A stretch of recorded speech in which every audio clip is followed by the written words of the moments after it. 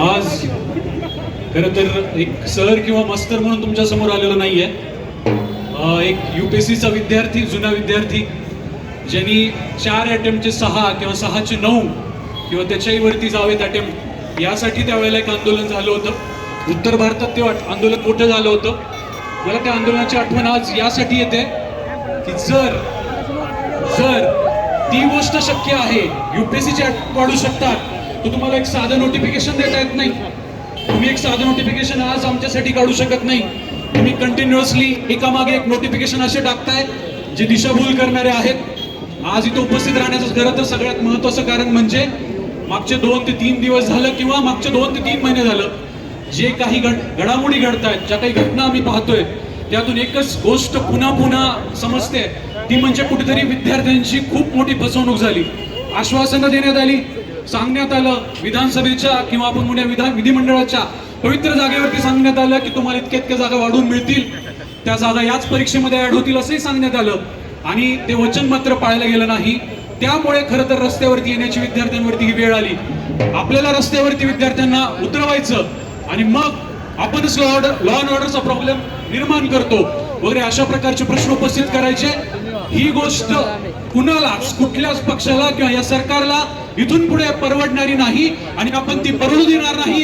ही आज आपण सर्व विद्यार्थ्यांच्या बाजूनी MPSCला काय किंवा सरकारला काय सांगून टाकूया. आपल्याला नोटिफिकेशन आजच पाहिजे. परीक्षा पुढे, यस, परीक्षा पुढे. जागा किती हव्यात आपल्याला? यस.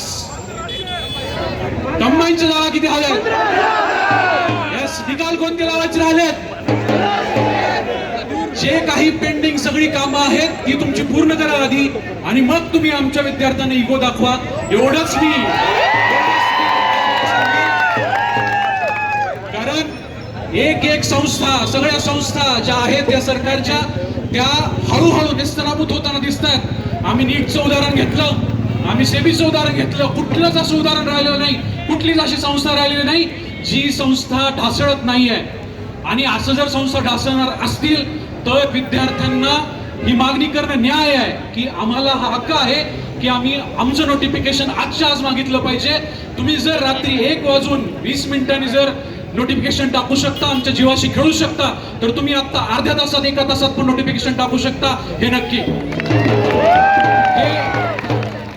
हे विद्यार्थी म्हणून झालं, आणि सर म्हणून, एक मास्टर म्हणून सांगतो, आपल्या अकॅडमीच्या सर्व ऍक्टिव्हिटीज तुमचं नोटिफिकेशन येईपर्यंत पूर्णपणे बंद राहतील.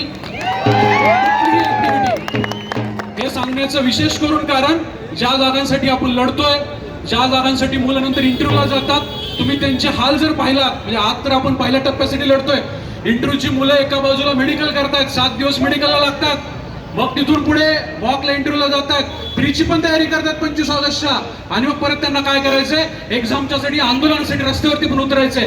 एकाच विद्यार्थ्यांनी नेमकं काय करायचं, हा आमचा सरकारला आणि MPSCला सवाल आहे.